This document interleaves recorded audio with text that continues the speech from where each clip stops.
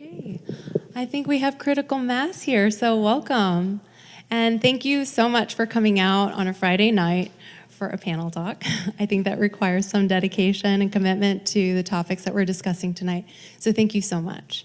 My name is Joyce Eugene Lee, and I am an artist that has a show exhibiting at Chinatown Soup. If y'all turn around, that's Michelle there in the denim shirt. She's the gallery manager at Chinatown Soup. If you haven't had a chance to see the space, I'd really encourage y'all to stop by and see the show. It's at 16B Orchard, and that's just right above Canal. So I wanted to just set a context and tell you a little bit about the show first, and then we're going to introduce the panel and begin the discussion. So Firewall Internet Cafe is a show that is kind of many years in the making. I had the idea initially after a trip to China in 2011, where I was working with a group of American artists. There was about a dozen of us, and we were working with a curator named James Delane, who specializes in curating contemporary Chinese art and emerging artists. And we brought these young artists over to Beijing to do a cultural exchange and to meet artists in China. And so we visited their studios, we went to see a lot of shows at galleries, and we kind of talked about the various issues that artists in Beijing were focusing on and making work about. It's a very different climate than our art scene here, and so especially for these post-baccalaureates coming out of grad school, there was a lot to see and learn. And one of the things that really, I was kind of like the residency manager, so I was doing a lot of logistics. And one of the most poignant experiences that we had there was actually our online experience while in China as visitors and tourists. So for each artist that attended the residency, we had to give them a VPN. And if for those of you that aren't familiar, VPN is it's a software that you can install on your computer and use when you're in countries with censored internet to access IP addresses outside of that country and browse the internet as if you were somewhere else. And so we noticed different patterns while we were using these VPNs in China, and we also noticed that the stability of your connection could be interrupted based on what you were searching at the time. And so when I returned to the States, I really wanted to kind of explore this dynamic of what does it mean to have access to things on the internet versus not. How is your worldview shaped and or influenced by what you see on the internet, and also how our worldviews are very kind of, the internet is kind of this strange mediated experience between this world that we create for ourselves online and then also the way we might engage with people in real life. So I decided to create an exhibition where I essentially would have created a pop-up internet cafe, and visitors can come in. It looks just like a regular internet cafe. You can get free tea and Wi-Fi and snacks depending on the day you come. And all the computers have custom code that is written by Dan Pfeiffer, who I'll ask to stand up and just say hi in a bit, that basically takes your search terms either in English if you're searching in Google, or Chinese if you're searching in Baidu, translates it to the other language, and then searches that the other search engine for the same word. And so we basically have created an archive of image comparisons with all the search terms, and the project is only interesting when it's activated by participants. And so my goal as the artist is really to create a platform and a forum for people to bring in their ideas so that we can collectively research issues of internet freedom. And the kind of scope of the research is really shaped by the people that participate. So some people might have a lot of knowledge about issues in China, some may not have any knowledge, some people can get extremely creative with the things that they've searched, and at the end we have this collective pool of research that people have brought to the project.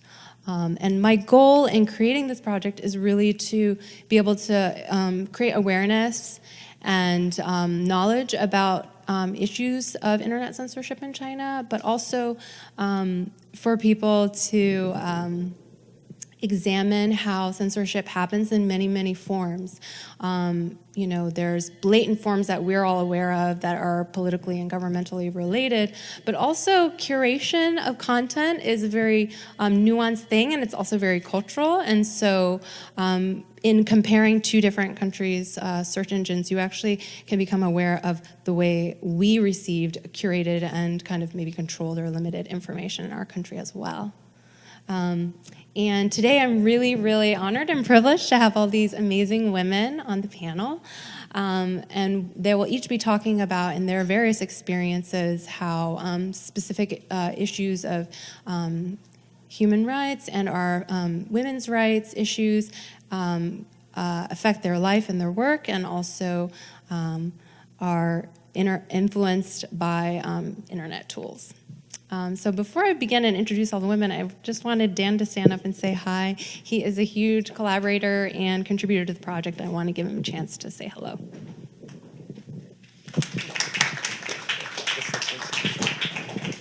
So, hi everybody. I didn't actually prepare anything to say, but I hope you try out the software and go visit the cafe. Maybe I'll also plug the other event that's happening 1 week from today, also here. It's going to be about creative hacktivism, and I'll be speaking, and some others will be speaking.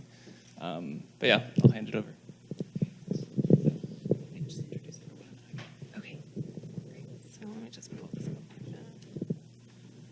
All right, so I'm just going to kind of go down the row and introduce everybody. So our moderator for today is Susan E. McGregor. She is the Assistant Director of the Tao Center for Digital Journalism and an Assistant Professor at Columbia Journalism School, where she teaches data journalism and information visualization with a specific research focus in digital security.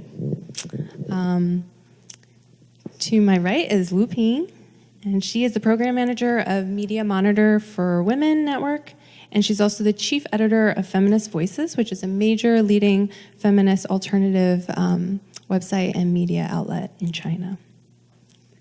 Next to her, we have Xingtong Liu, who is a designer and social innovator.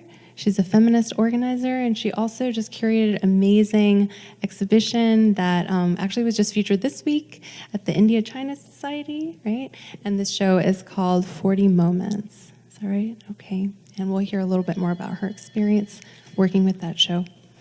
To her right, we have Shito and Mingming, who are a collective of filmmakers and artists. They work together, creating films about the feminist and LGBT experience in China, and they also do a lot of LGBT activism.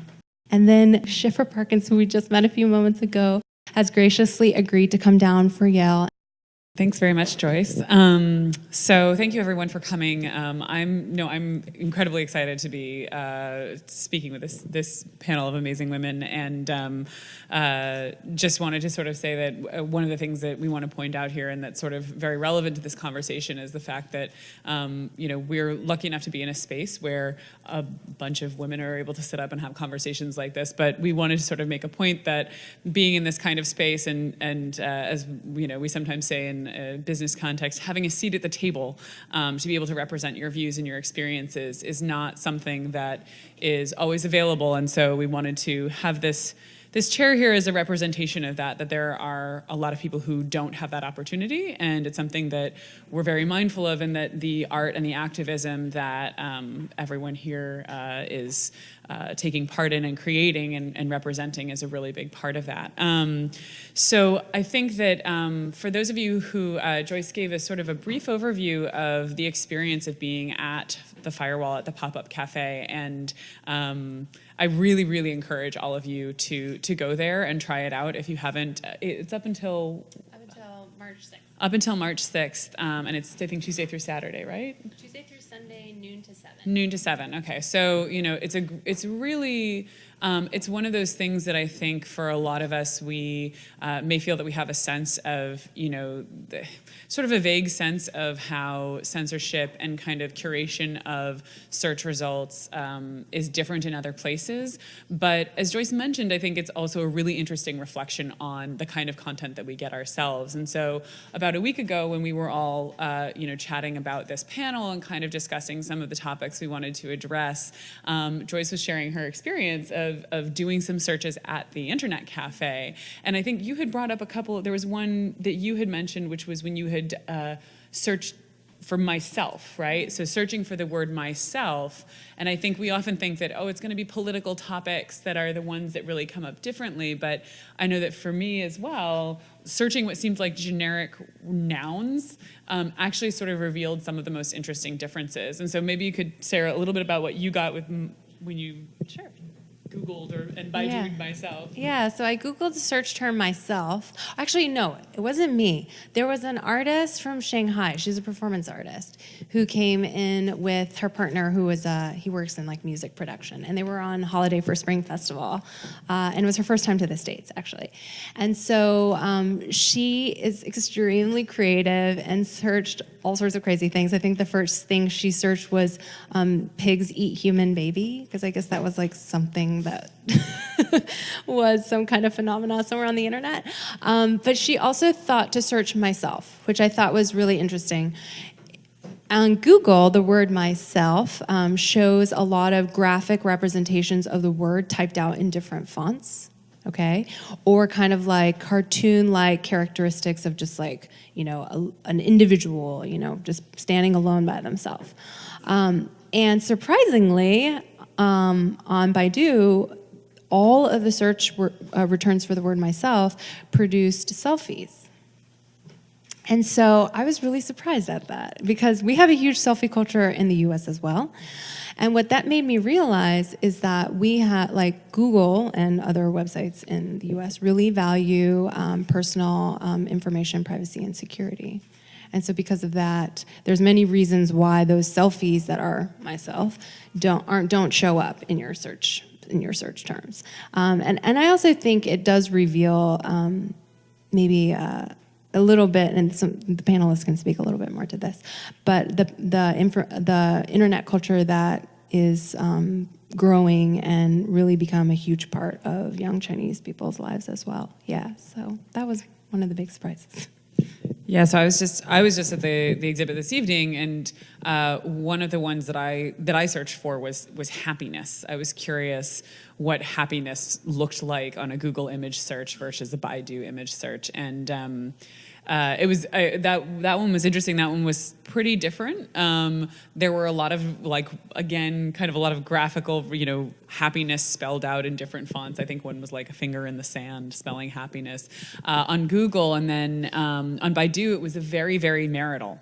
There was a bridal bouquet, a couple getting married, a wedding dress, and it was very clear that the emphasis of happiness had to do with marriage and family, and this sort of very particular value set. But other ones seemed very similar, like when I did, and yeah, that's right. I think happiness also was. It was a lot of like groups of people like jumping in front of sunsets on the beach. Like there was a lot of but success was very similar.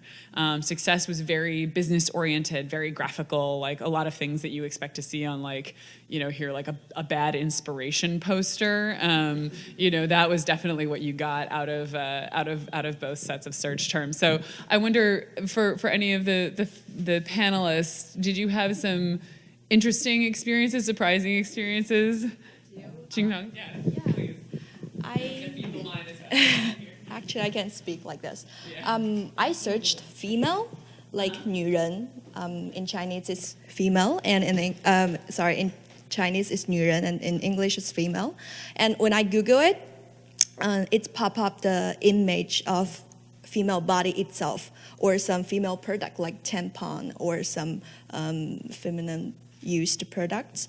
But when I use Baidu to search 女人 as female, almost every single picture that pop up, it's the standardized a beautiful woman. It's like tall, very thin, big breast, and bright skin. So that is the female picture that represent or filtered by another different engine.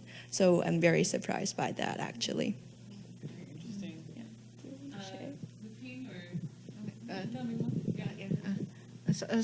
Sorry, speaking Chinese. My friend can help me translate.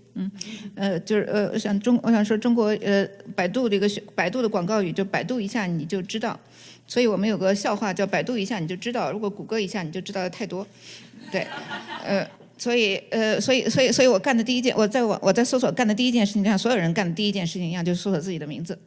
很抱歉，这个英文的翻译，我在百度上得到我的很多照片，很遗憾在谷歌无法理解我的名字。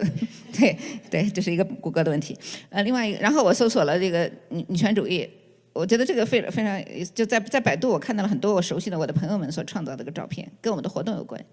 另外我还看到就是有很多的来自国外的、来自西方的女权主义的这个信息，在中文的这个网站，在中文的这个女权主义这个关键词之下，我觉得其中有非常突出的一个就是 We Can Do It 的那个来自美国的那个照片。Sorry.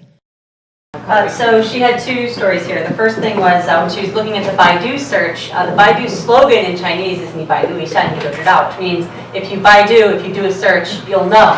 When she tried to search that phrase in Google, she got a whole bunch of obviously very strange results. But in Baidu, the joke was if you Baidu too much, you'll know too much, being a play on the censorship issue. So, but for the Google results, it came up with nothing very meaningful. The second word that she searched for was feminism, which when she searched in the Baidu search window, she got a whole bunch of results from China. So activities that she herself had participated in or planned all came up in the Baidu search. When she did in Google, obviously there was nothing like that. It was more of a global a series of images that she was seeing that were related to feminism. So she saw that the meaning of feminism from the Baidu search was just very, very localized within the Chinese context, as opposed to Google, which took a much more international. 这一部分对。一部分是比较 local 的，另外一部分我想说的就是在百度，另外一部分就是说它受到这个一部分是相似的，一部分是非常中国的我的朋友创造，另外一部分由西方的创造的三个最突出的影像，一个就是 We Can Do It 的美国的招贴画，一个就是哈利波特那个女主角，她现在在中国非常的受欢迎，她是中国人心目当中的现在西方女权主义者的代表。对，我不知道美国人是不是这么认为。还有一个就是有很多关于这个词下面还有很多她的照片，另外一个还有一个我们非常感兴趣，对我们也影响很大的，就是最早起于乌克兰的一个非常激进的用身体和裸体来做抗议活动的叫飞曼的这个组织。我的意思就是说，我想说的就是说，即使在百度在这个搜索之下，人们不同的在同一个关键词之下，在这个女权主义之下，人们仍然在努力的在共享关于女权主义思想。只不过当然这种共享还是非常有这个中西级别的这个烙印的。Okay, so some of the other search results that she saw when she was searching under feminism that she thought were very interesting was, first of all, the We Can Do It image of Rosie the Riveter. The fact that popped up in the Baidu search, she saw that as a very inspirational thing. The second thing that was getting a lot of circulation on the Baidu search was Emma Watson, who recently launched the He for She campaign with the UN. Who recently launched the He for She campaign, which is actually getting a lot of attraction in China as a result of the popularity of the Harry Potter movies.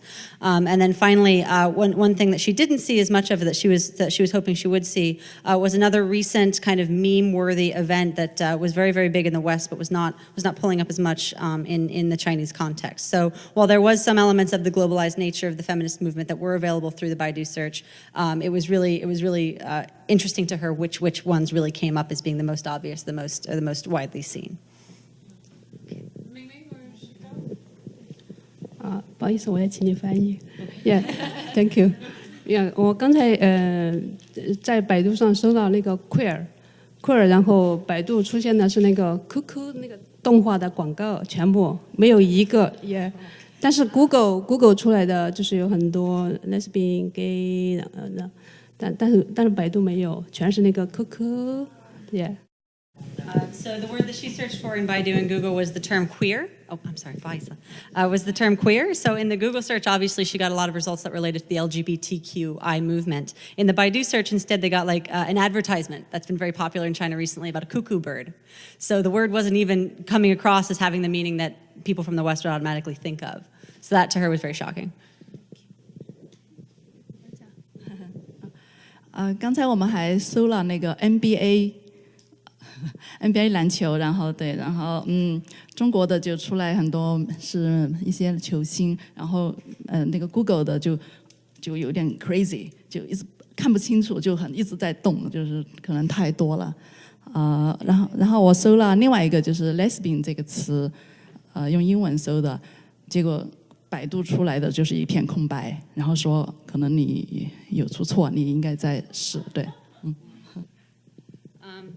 So she searched for 2 words. The first one was the NBA, like the basketball team, and obviously on the Baidu search results, it came up with a lot of various basketball stars. So again, these are all image searches that are being done in English.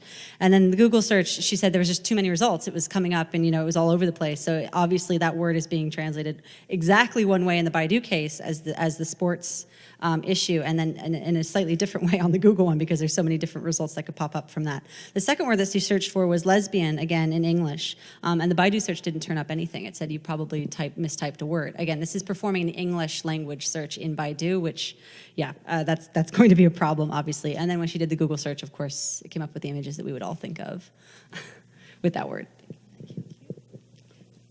Actually, I want to add something about that queer advertisement, that cuckoo. Yes, because lots of years before that, it's very, very famous advertisement, and finally it's been taken away. It is because the authority finally know what does it mean of being a queer. So they finally know, okay, queer, it's related to the minority. So that's why they shut down the advertisement totally.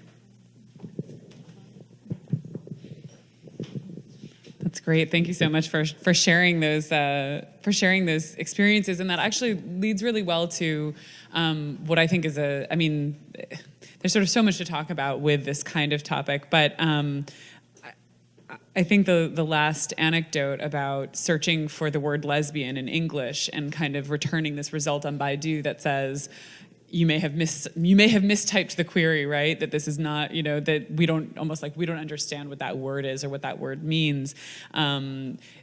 Something that, in thinking about this panel, that's occurred to me a lot, and that I know we've been discussing, and I'm excited for you all to share stories about this, is that anytime that we're in a place or in an environment in which certain things are not discussed. They're not allowed to be discussed either because there are explicit rules against it, certain words that aren't used, certain terms, or just because it's taboo, right? These are just things that don't get talked about in certain ways.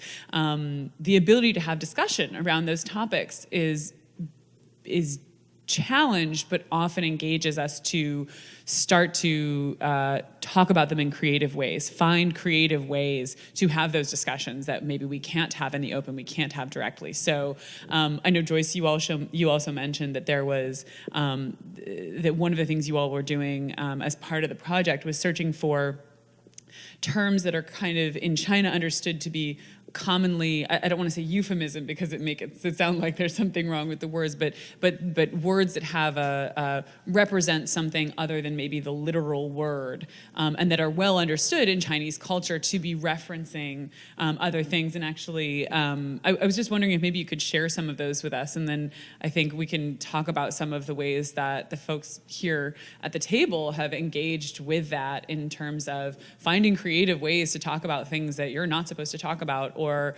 raise awareness about things that aren't allowed to be discussed. So, yeah. Yeah, sure. There's a lot of examples, so I probably won't go into too many examples, and actually I'd be curious to hear from the panelists, like, which of these idioms are ones that they think are interesting.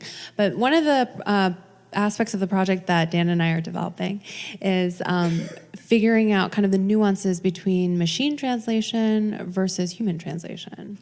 And one of the big issues about censorship on the internet, especially in China, is that because censorship is this widely known thing there, people have to develop kind of almost, it's not really a code language, but kind of workarounds to finding things that they know are censored.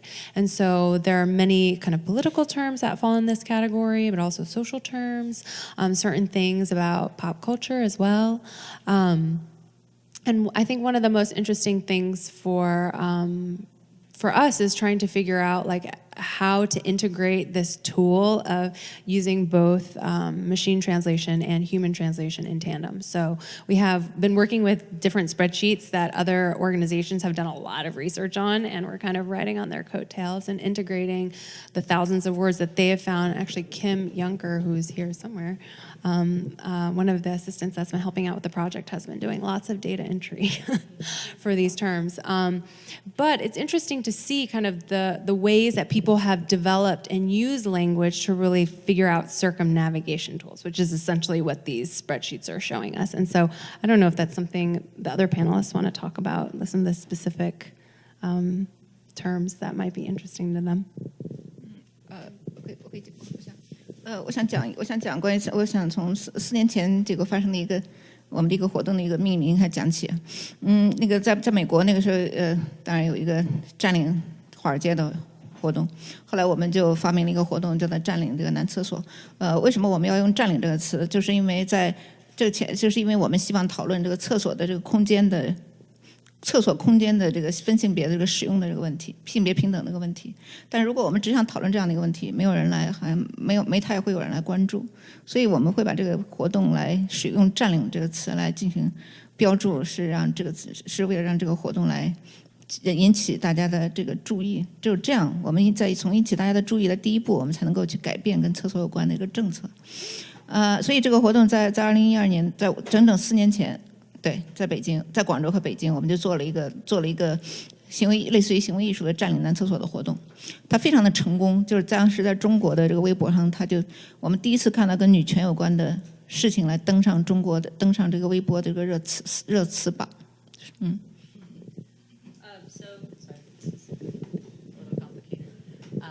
So 4 years ago, Lu Pin's organization was responsible for organizing an event in China called the Occupy Men's Toilets movement. And the reason that they picked this particular movement is, first of all, Chinese public toilets, which are very common in many places, often don't have enough or very many women's toilets. So in order to protest this inequality, they wanted to have kind of performance art about this issue.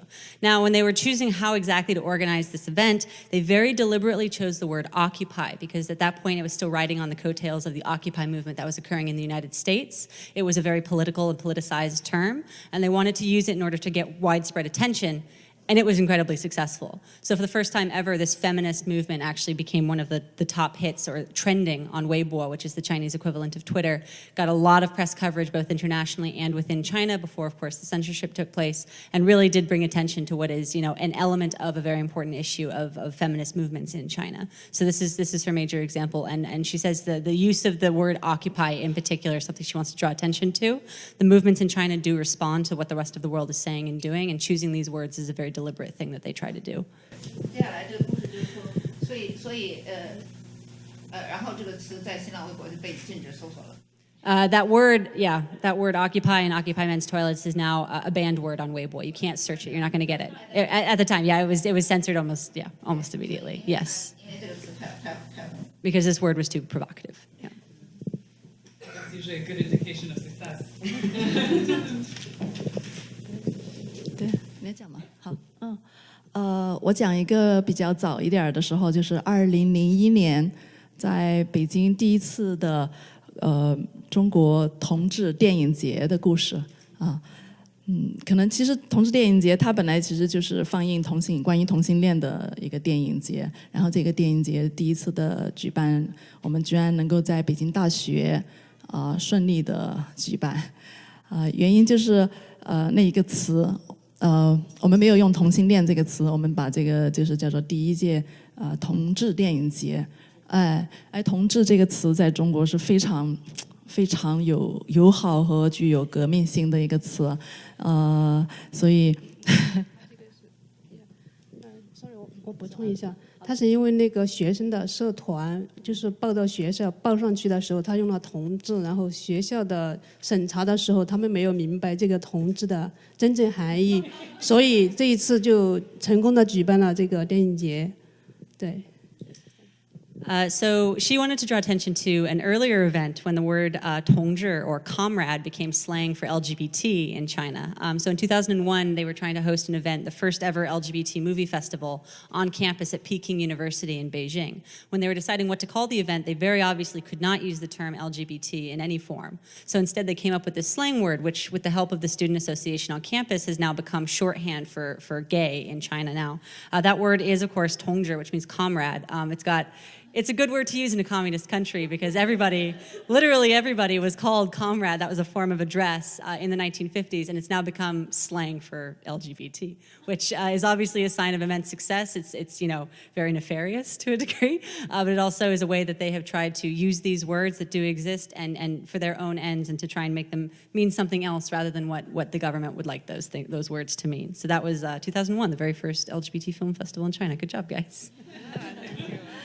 不过，因为其实那时候2001年开始，网络开始慢慢的起来了，所以有一些媒体他们就把这个影展放到网上，然后这个媒体就是当时的独立的同志媒体，结果就被发现了。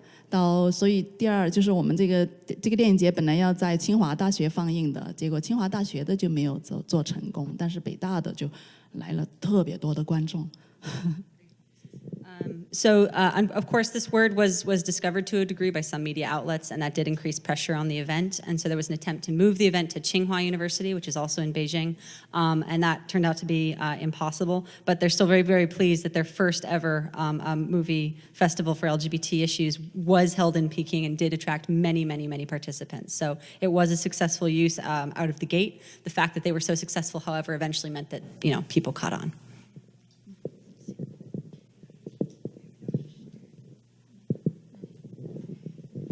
Thanks. So I really love that as the sort of this idea of being able to co-opt words, right? And again, in a case where you can't necessarily speak directly about something, being able to use or modify the use of language, I think that's obviously a sign of success. And I think sometimes using, because language and restrictions on language and restrictions on expression can be used in such a way to control, as an attempt to control ideas and sort of people's minds in a way. That successful examples of doing that, and I think there are a few stories that I know already that I really want you all to share with the audience. So I'm gonna maybe segue awkwardly, but I think that. Xingtong, you had told a story about. I'm actually thinking of an event, and I think it's important to say that there's a very particular reason why we're kind of blending the online and offline experiences here. And in early conversations, one thing that came up is that the internet is a very valuable place to sort of raise awareness and allow participation in discussions of people who can't always do that physically, right? So that feminist activists in China, very often there are people who can't participate directly, they can't participate in person, and that having internet organizing is important for that. But ultimately, just as we're kind of demonstrating here tonight, being there in person is also really powerful. And so, Xingtong, this was an experience that you had in school, and I think is a great example of, I'm actually thinking of the wall example of there being a restriction on the way that you were allowed to essentially you promote an event that you had. And I'd love it if you would just share how you and your peers sort of addressed that problem, kind of worked around it, circumvented that limitation for us. Sure. So when we do the in-campus advocacy campaigns, such like doing based on campus LGBTQ education and advocacy activities around that, we are facing a lot of pressure from the school authority, which means you cannot use the other students' normal way to promote your activity, which means if other students have a wall to paste their poster there, we cannot do that because you have sensitive information or sensitive content on your poster. So we are using our body as the wall to hang the poster and to standing in the campus to tell the others that, okay, we have this event, please come. And we are using our body as the wall to present a poster. And actually, I have another story to share, because others are sharing some story that by changing the words as a strategy to deliver your events successfully. And I have a story that when you're using words directly and how that will goes. Because one of my using my body as a wall to present posters during one of those International Day Against Homophobia, we call it 五幺七, that campaign. There's one international student just came in front of me and asked me, do you really know what the poster mean? I'm like, no, yes, exactly, I know. And he asked me, have you ever tried to have a sex with a man? And I am shocked, but I asked him why you asked this question. And indeed, he's very confident in his sex ability, and he just told me, if you want to try with me, then you will change your sexual orientation. And that is the example, like, to throw onto your face to see how you use the words directly and how the other people will give reflection based on that. And it's always the story I want to share with you guys. And I haven't contacted that students. Maybe I should just to throw some reflection from my side, but which I didn't. I think you'll be forgiven for not showing that level of reflection. Yeah, probably. I actually want to ask Lupine. Yeah. Let me just. Okay. So Lupine has a great example of, and actually you may have noticed. And Lupine, am I correct? Is this the campaign that you were raising money for? This one. So I mentioned earlier that when I searched for happiness on Google, I got mostly lots of people jumping in front of sunsets on beaches, and the Baidu search result was very marriage oriented. I think the first search result was like a bouquet of pink roses, and then then there's also like two fingers with little faces on them next to each other. It's kind of cute, strange, but there's a lot of pressure on young women to get married in China, and it's a big social issue. There's just a lot of pressure there, and so Lupine in her recently has been using the internet and social media in a really fantastically creative way. I think it's great. I'm sure you all will too. To try to raise money for this, and so I'm just going to ask her to share how she decided to go about trying to raise money and awareness, also that there are alternatives to getting married for young women. So I'll hand the mic over. 我希望我现在抛出这个故事，不是会太唐突，我不希望冒犯任何人。对，是这样，就是就像我们的主持人讲到的，就是我的一些朋友在网上发布了这个一个跟不是在网上，在发布了一个跟反对婚姻压力有关的一个广告，这个广告非常的受到媒体和报道的欢迎，《纽约时报》也报道了他的故事。如果你们愿意，你们可以看到这个广告。这个广告所有的钱都是通过这个筹款，像普通人的公开筹款来解决的。但现在我们大概还差$2500美。所以我很希望能够来解决这样的一个问题，帮助他们来解决这个问题。所以我如何能够筹到这么多钱？我相信我必须要有一个奇异的一个不同寻常的一个题材，一个故事。这个题材，那么最不同寻常的故事一定需要跟性有关系，对，而且一定要是一个出乎意料的，就猎奇色彩的跟性有关的一个故事。于是我就想到了出售。就是我在美国的这个约会的，在美国的约会软件上约会的故事，对，现在正在进行。我希望在1个星期之后，我已经承诺在1个星期之后一定会有一个结果，但现在我每天都在找。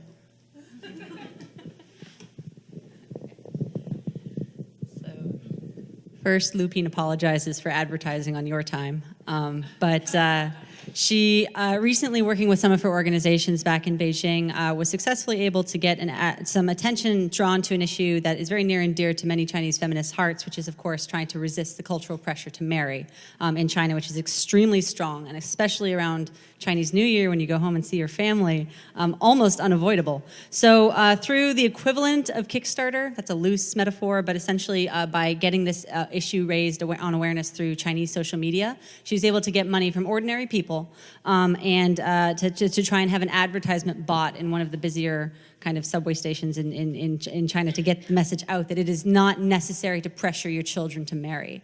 At the moment, she's still short $2,500, so see her later.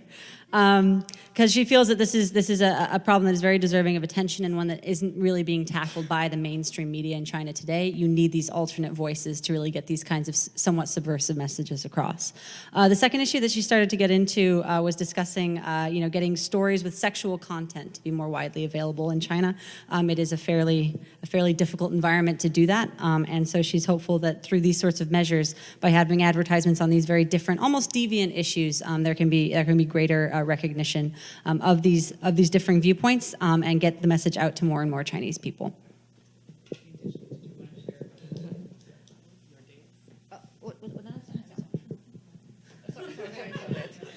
所以我是sorry for that。所以我现在所以我就告诉我在中国的社交媒体上发布消息，就是我会在美国的这个约会软件上来发布我的来寻找这个临时性的性来，然后我会在中国的社交媒体上来讲这个故事。如果大家对这个故事感兴趣的话，可以给我来捐钱。所以我现在每天都在努力的在这个 Tinder 和OkCupid 对上面去寻找这个合适的对象，然后我每天都会在中国的社交媒体上来讲述我所遇到的故事。我现在目前就是有一个，比如说我遇到了一个人，他会说他声称愿意为女权主义者做这个奴隶，当然我没有答应，对，我已经拒绝了。然后还有，但是现在有一个人，我们已经交换了个电话号码，他声称他是一个28岁的男模特，对。但是我现在还在寻找另外一个人，因为我不知道这个男模特是否是靠谱。我们的主持人问了我一个非常尖锐的问题，就是你是要寻找性还是为了寻找钱？对，还是你是不是两者兼顾？我很坚定的就说我是为了找钱。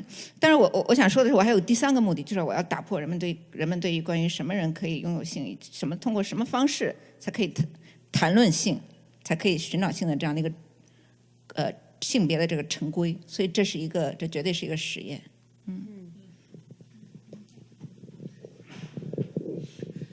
Sorry, Mom. Okay.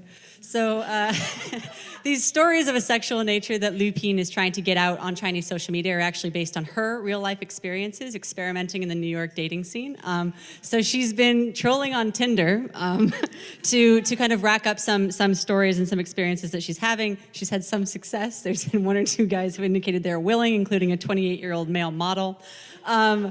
Now, she was asked if the purpose of her doing this is in order to make money by getting more recognition and therefore more attention on the Chinese social media, because she's obviously translating these stories and disseminating them back in China. And she says she's really got three purposes here. First of all, is money. Second of all, is to get more attention drawn to the issue of premarital sex in general and getting these kinds of stories around on the Chinese internet. But the third and most important purpose, she says, is that she wants everybody to feel that they can talk about their own sexual experiences or just talk about sex in general, that is something that should be done, and we shouldn't be so prudish about it in 2015. And she really hopes that this will start in Chinese social media to catch on a bit more, because right now there's just not a lot of space for those kinds of very important conversations.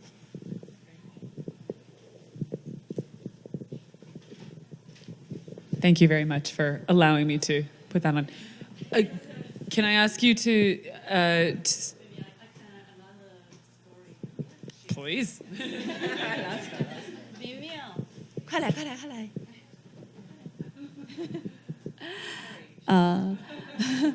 对，我在想讲，我是古代的，所以我讲2007年的时候，那个时候的情人节，然后在北京，那个时候的有一些就是做 LGBT 的活动的人，他们还不能够在媒体公开自己的脸，不要让别人看见。但是呢，有一些行动者呢，他们就想，我们要在情人节的时候，我们要去做一些街头的活动，我们要想征集那个大众对同性婚姻的支持，所以呢，就大概有6、7个人吧，就走到在北京最热闹的地方，那个，他们的主意是说，就想拿一个纸，就给别人说啊，你要支持我们同性婚姻，然后这个卡片上可能写了那个关于支持的内容。然后我就给他们出主意，我说这样的话，别人以为你是在做广告，那你应该就是放一枝花在里面，是吧？那个时候花很贵的那一天，所以我们后来我们就加工了一下，把花和卡片放在一起，然后在街上去做这样的一些交流，街头交流，然后把那个行动也拍摄了下来，拍了下来，然后这个片子就是后来就是可能从那以后开始就引发了，从08年、09年之后有很多每年情人节都会有一些更有趣的就是活动关于 LGBT 的，在公共的地方有发生。So this is one of the earliest stories about pro same-sex marriage advocacy that occurred in China. So in 2007, on Valentine's Day, they wanted to have some kind of LGBT-focused activity that was going to bring attention to the issue because they always feel very marginalized. It's a very, cis kind of heterosexual day. They couldn't, of course, widely broadcast this because this is, after all, China. So they decided to come up with some creative ways to try and get this message across. So in the end, what they decided to do is they went to one of the more busier parts of Beijing and they started handing out flyers. And the flyers had information about same-sex marriage, like please support us. But this was getting a little bit too much negative attention, so they brainstormed a little bit more, and then they thought, well, if we put flowers in them, it'll look like we're doing some kind of advertising activity on Valentine's Day. Flowers, of course, were very expensive, but they figured this was going to be worth it in order to be able to do this. So at the end of the day, you had 6 or 7 people in Beijing in 2007, when this issue was not widely discussed, passing out these flyers supporting same-sex marriage. And since then, every year since then, in 2008, 2009, this started to become an annual event. So it really started to get kind of a momentum behind the same-sex marriage advocacy issue in China. 我是觉得，我并不想做一个好像这是一个。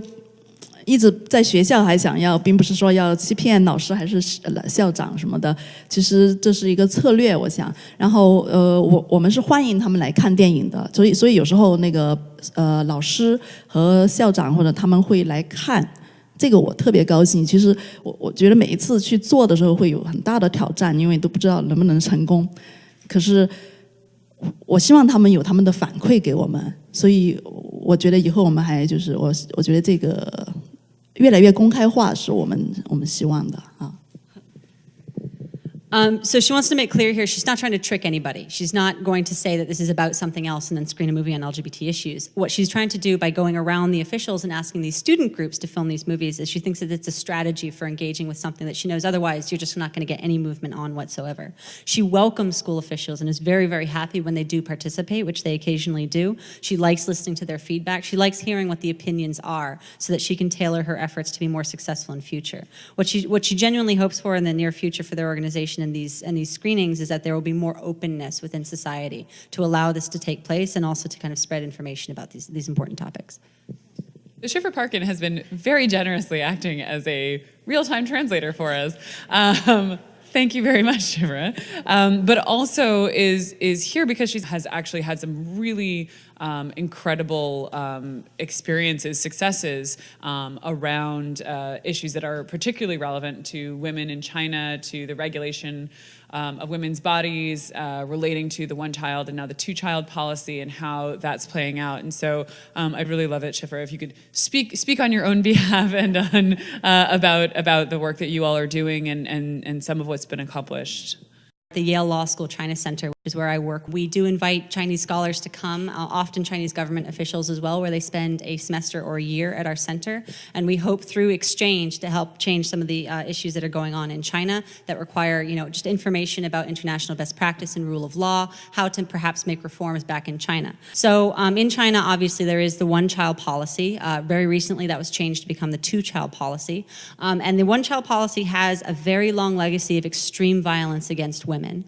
So the one-child policy came into effect in the late 80s. That's when it was truly enforced, even though the policy itself came out a few years earlier. There was some amount of forgiveness and space for the first few years. But then when the party came down, the Communist Party, it came down hard. So women were told to track their periods. They had to make this public at their workplace and within their villages. If they became pregnant with a second child, they and their husband would be forced to quit, would have to pay massive fines, would be forced to perform a late-term abortion if the local government committee felt that there had been too many out-of-planned births for that year. So even if you could afford to pay the fine, there was always the possibility they were going to quite literally drag you into a van and force you to abort your child, often as late as the 7th or 8th or month of your pregnancy. And in addition to this, even after you had your child, it didn't really end there, because then you would be strongly encouraged and occasionally forced to be either sterilized or to have an IUD implanted within your own body. Now, why they didn't sterilize males, they tried this for about a year, and it was decided that this was too dangerous for males because they have to work and support their families, guys. It's just business. Also, one important thing to note about the one-child policy, it's actually the one-birth policy, and it's a policy against women, not men. So a man, if he marries once, can have a child with his first wife. If he divorces, remarries, he can have a child with his second wife. There is the possibility of having more than one child for a man. For women, that is not the case. You have one child, now two, with some exceptions if you're an ethnic minority or if you earn a certain income within your bracket, or you can get special permission. You can then have more children. So one of the more horrific elements of the earthquake that occurred in 2008 in Sichuan, a lot of children died because a lot of shoddy school buildings collapsed. And party officials the second day were out there handing out special passes for you to go and have another kid to replace the one that just died. So this is truly a horrific policy, and it does really result in violence against women. So in China, there is a law called the Open Government Information Act, and it is very, very similar in content to the Freedom of Information Act here in China. So you have the right as a Chinese citizen to submit a request for information on any topic. There are exceptions for national security, et cetera, that do get very, very broad exceptions are taken against this. And if you're refused, you actually have the option of suing the government to ask why specifically your request was denied. And if you can appeal to a higher level, sometimes that raises the opportunity of you actually getting this information out. Part of the implementation of the policy was that if you did have a child outside of your allotted number, you have to pay massive fines. These fines were being paid by a number of families, coerced or not, who wanted to have more children, but nobody knew where the money was going. The government had this fund that you paid into, but at the end of the day, you never knew what this money was actually spent on. A woman who had been forced to go through an abortion and request information on what these funds were being used for in her particular province, and she won. They released the records. They got all the audit, whether or not these were falsified is another question entirely. But this was the first example of a successful lawsuit against the government on this particular issue for increased information. So this is a very important, China doesn't have a precedent-setting case in the way that we do here in the States, but this sends an important message that there is information there, and occasionally, if you're smart about it and you pick the right advocacy platform, you can obtain information on this issue. Second very successful case was against a woman who underwent a forced sterilization after giving birth to her first child. The sterilization went badly, and the woman now has chronic health problems and can no longer work. When bringing suit against the government in China, unlike in the United States, your lawsuit isn't automatically accepted. It has to go through a process called, accepting the case. And sometimes cases are turned down, and sometimes they aren't. It just sort of depends on the perceived sensitivity of the issue and a number of other factors. If they think it's a flippant lawsuit, for example, it's not going to get heard. So more often than not, this is just an administrative thing as opposed to a politically repressive thing. But quite often, this means you don't get your day in court. So the first time that they tried to bring suit against the government because of the health effects of the forced sterilization, the government just didn't even hear the case. They didn't even accept that they could try and see another jurisdiction. They did not want this case to go through at all. The doctor had made a mistake. He didn't sign off on the ultrasound that was carried out during the procedure. On that basis, decided that they should file an administrative claim rather than a civil damages claim, and see if they can get any play that way. And sure enough, they did. This was extremely embarrassing. This was a paper trail that they could not cover up. This had been an error. And rather than have an open court, they settled for a substantial amount of money outside of the court, but really highlighted the importance of finding creative ways of bringing petitions to the government and trying to find creative solutions to what sometimes seems like a completely closed door. We're very hopeful that these early successes will mean some very important things for the future of the women's movement in China. Thank you all so much. I'm mindful of the fact that we've taken up a lot of your time already, and I mean, it's been an amazing opportunity to hear from all of you. If there's one or two questions from the audience for any of the panelists, or sort of more general questions that you'd like to see answered. Actually, the way Chinese people use the internet is pretty substantively different. So I'm curious, based on a recent fieldwork trip I did, I found there was actually tons of discussion about LGBT issues and things like that tucked away in other social networking sites like Douban or, Weibo, like weird corners. And I was curious if the panelists had any insight about where those conversations are happening on the Chinese internet, since they are happening. I think most Chinese people know that Baidu is not going to produce the best search results, so they don't use it. But just for the purposes of designing the exhibition, it was the most simple binary that we could establish. That was like a very clear-cut contrast. So that's the only reason why we did that. I just wanted to say that. Well, and I mean, I think also to the point too that it's the mainstream filter, right? That mainstream filter, which I think, we, in the US, we have some awareness of, but often not as good as we might think, awareness of the way that our own results through something like Google are being filtered. I think it's also to kind of show that mirror that this is how the mainstream presentation or lack thereof happens on these topics. But Lupine, I think.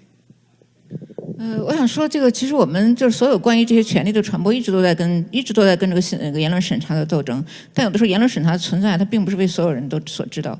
我想举个例子，在豆瓣上，就是在几年前，同志组织曾经发起过一个专门针对豆瓣的抗议，因为那个时候豆瓣禁止发表跟同性恋有关的活动。对，而且豆瓣也很长时间里就禁止任何跟sexual violence 有反对性暴力有关的这个信息，所以像这类的这个审查，就我们其实就它现在如果有所开放，那也是被公开的控诉的这样的一个结果。而且现在审查有个特点，就是说外松内紧。如果你不在这个运动的核心，你可能不会感觉到哪些信息被消失了，你以为这些信息从未存在过。比如说，有的时候人们会问，为什么我所在的媒体、我所在的平台 Feminist Voices 从不谈论或者很少谈论比如跟新疆妇女什么有关的问题？不是我们不谈论，是没有任何人能够看到。而且这个审查是非常技术上面是非常高明的，是什么？我们有的时候你自己可以看到，其他人看不到，所以这个信息是极不对称的。所以大家都无法及时的知道这个审查的这样的一个存在，所以它带来了非常多的这个不透明的问题。Lupine wants to emphasize here that censorship in China is a very high-level thing. There's a lot of various means, both technical and not technical, just plain psychological manipulation, that the government can use to take care of these issues and make sure that they're not widely known. So towards the issue of Douban, or whether these alternate social media platforms, not the most obvious ones that everyone would necessarily know about, but the smaller scale ones, if those can actually advertise about sensitive topics, that's not necessarily the case. And there was a recent incident where an LGBT activity that was advertised on Douban, one of these secondary sites, was in fact taken down and almost immediately. Another issue that cannot be broadly spoken about on these various platforms is, of course, sexual violence. That's just not something that people are willing to discuss. Even though it might not even touch on LGBT issues per se, it's still something that is not considered palatable for the censors. One particular strategy of censorship that is very, very misleading that Lupine would like to draw attention to is the fact that you might not even know if the content that you have put online has been censored. So you might see everything on your blog as you've written it. You might have no idea that this is not actually getting out beyond what you're seeing on your screen. So for example, on her particular platform, Feminist Voices, it's not that they don't discuss Xinjiang or other minority issues on these platforms. It's that they do and they get censored, but they can't tell. So it's not a problem of their willingness to discuss these very sensitive issues. It's really whether or not the censors, which are extremely well funded, extremely well backed, and have very high level of technical capacity, are going to let anything through, and that's the true challenge that they face. In China, it's a centralized government, but the censorship and the governance is decentralized. So you have like regional different rates of censorship, and you have different censorship in different backbones of internet. With different ISPs, they have like different censorship ratings and systems. Overall, it works within the framework of Great Firewall, but for instance, like if you're in Shanghai, your search result will be significantly different from the search result in Xinjiang or like in some other inner provinces. That's how the censorship is worked. Also on different platforms like forums, Weibo like or Douban, like it's here like in Redditor or like a Tumblr, you have different filter system. That's how it works that way. This way, whoever is in power is successfully created these silos on internet society, and like we live on the internet. We are the internet generation. Not just us, not just millennials. All the old peoples and newborn peoples, they're all on the internet. But it also creates these silos on the internet. For instance, like everyone who is on Weibo is different from everyone who is on Douban. Maybe there's intersections, but people are like different. How are we gonna organize digital or like facilitate digital online engagement to break all these silos, to bring out the movement to a larger scale, to influence more people? Because we know that China is a very tiered society. You have like elite groups on the internet, and you also have like really grassroots groups on the internet. So like how do we bridge these groups of people? How do we like break the gaps, break the knowledge gaps, break the platform gaps? That is really like a question that bothers me a lot. And I would actually so I am a Chinese citizen. I actually have never worked from inside out. I worked outside in, luckily enough, working on the internet freedom issues. But I only can have the environment, have a sense of the environment as an internet user, not from a high level or activist perspectives. So I'm really curious, like how you guys organize through different channels to bring all the groups together. There are different communities that participate in different places and see different things, which, I think, is very much germane to the general topic here, which is that that's always the case, that many of us don't really see, right? I think one of the things when we were talking ahead of this panel was that, you can't see the water you're in. And that you're seeing through a lens that you don't know the shape of, and so the question was, and again, I think this is also very a universal issue when one is trying to organize and raise awareness of topics that do cut across, social, political, economic lines, which is how do you organize, on the internet or in general, when we are increasingly siloed into, people are increasingly siloed into communities, not just physically, of course, but we're seeing these replicated on the internet. How do you cross those boundaries and engage people across them? 我想说那个不同的平台，但不同的平台对于社会运动来说有不同的价值。这个在对做运动人来说，对这个不同平台的评估是非常清楚的。在中国，什么平台最具有这个公共性和可动员性，这个是非常明显的，那就是社交媒体，那当然就是微博。所以这也就是中国政府在过去几年不断清理这个微博的这样的一个原因。所以我倒觉得，我跟你的问题有关的，我所能够做出的回答是什么？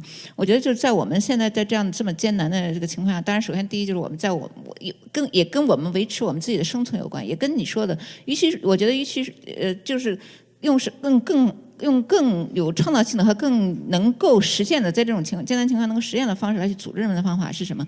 就是用不同的方式不断的把人们重新组织，对，如果人们只用一种方式再去组织人们的话，那这个组织是不可持续的。比如我想举个例子，比如说如果说我们有一个线上的一个平台，那我们一定会有一个线下的一个活动中心，请人们来到我们这里来参加我们的研讨，然后我们会有一个我们的戏剧小组，它这个戏剧小组也是为了提高艺术，请人们又来看我们的戏，然后我们可能又会有一个联署的一个活动，以及我们的筹款，其实本身也是个动员。我的意思是什么？就是我们要创造出不同的。各种持续不断的创造出各种各样不同的节目，让人们总是有理由来去关注和参与我们的活动。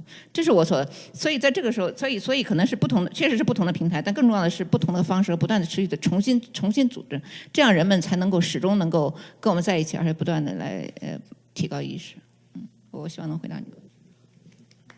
The first thing that Lupin would like to introduce is the concept that these platforms in China have different values and are good for different things. And part of the reason that the government has focused so exclusively and incessantly on Weibo in particular is because it is so public and reaches so many people and is truly a valuable platform for getting messages across, or at least it once was before the government crackdown. So with that as a preface, she then addressed the actual nature of the question, which is how do you get people across different platforms to come together and advocate together? And she says this is a crucial element of any advocate strategy in China. That is essential to their survival, is being able to do exactly this. So you have to find all of these different and creative ways to make sure that the message is getting out. So that means that you can't be limited to one single platform or one single mode of activism. You have to find different ways and get as many people involved as you possibly can.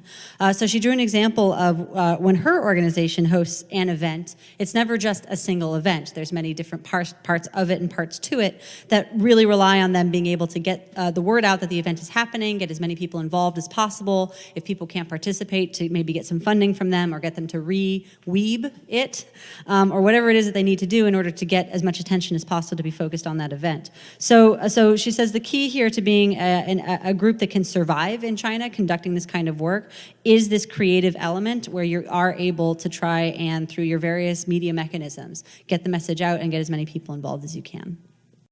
I can't help but to think about how this project has evolved as utilizing exactly some of the same strategies that Lupin just talked about as of an activist.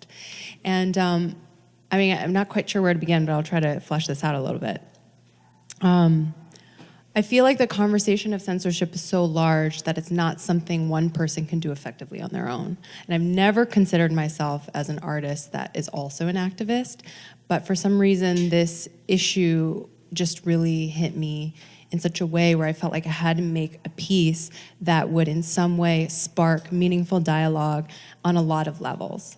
And so the show is a contact point for people who are maybe unfamiliar with the circumstances of censorship, both here and abroad, to experience a glimpse of it firsthand, right? You have this, it's a very isolated moment where you're just looking at two search engines, but you get to see what the internet experience is like for people in China. And regardless of whether you have any knowledge about it or not, you've now experienced that to some small degree. And from that, one can start to think about all the various ways that that would impact their day-to-day life. You know, like it could be something silly like looking up, you know, we haven't had that many people search this, but looking up like lewd images on the internet to really searching serious political and classist issues, right?